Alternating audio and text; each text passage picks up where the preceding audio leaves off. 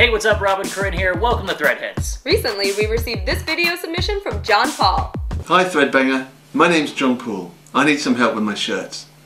I bought a load of shirts when I had a job in an office and I had to get a big neck. You can see why. But that means they're all really baggy and I want to take them in.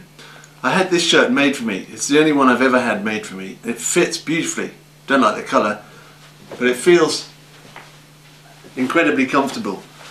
How do I get another one made without paying the same money? And can I make it myself?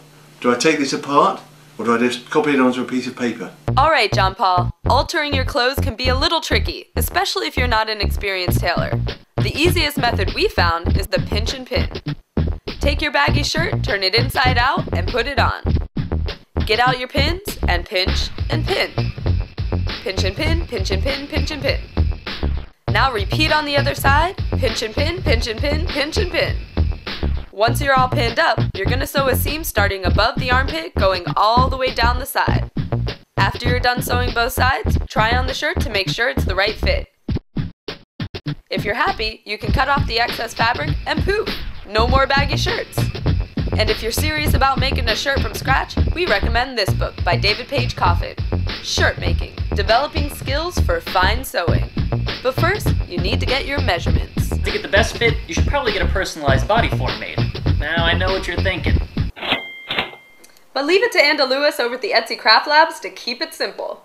Hi, my name is Anda Lewis and this is me. This is a dress form. I made an exact clone of my very own torso. It's really easy and really cheap for you to do it at home. You're going to need three things. A large expendable t-shirt, a bunch of duct tape, and a buddy. It's really simple. You put the large t-shirt on and you have your friend just start to wrap your torso in duct tape. Snug, but not so tight you can't breathe. Put on 3 layers.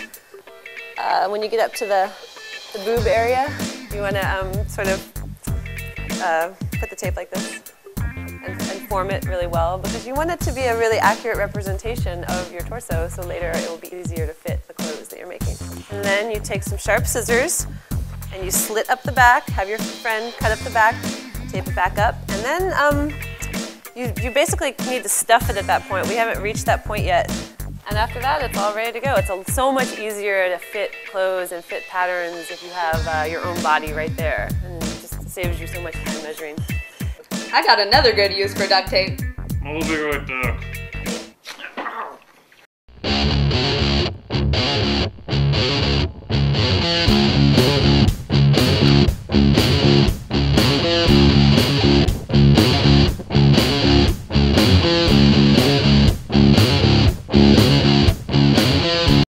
Meet a man who has harnessed technology to help shoppers looking for clothes that fit their bodies perfectly.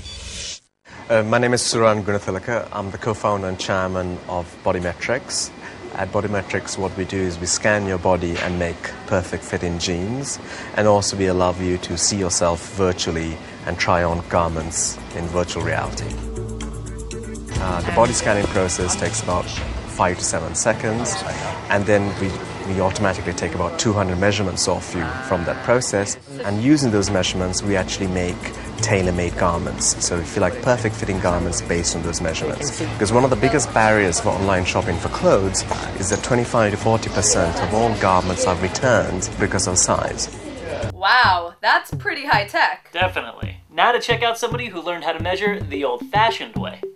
Hi, I'm Rebecca Turbow, and we're here in my studio in Brooklyn, New York.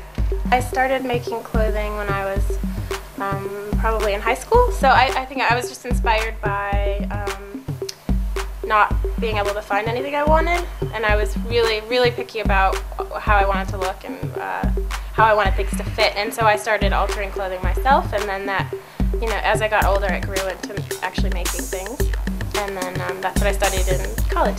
My senior collection was called A Safe Place, and it was each piece was supposed to focus on a different area of the body and protecting that area of the body, and so that's where the concept of my clothing line sort of came from. And so of course now the pieces are much more wearable, so you know not every piece is like that, but it's sort of the concept, and I want to be able to go back into that more at some point someday.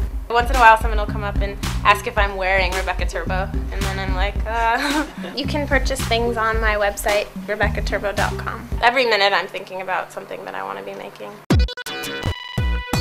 So join us next week when we head out to rural Pennsylvania, where we not only take on the art of crochet, but show you how to properly survive a family reunion. But to keep you busy till then, you should check out our brand new forum, where you can post comments, ask questions, and share tips. Till next week.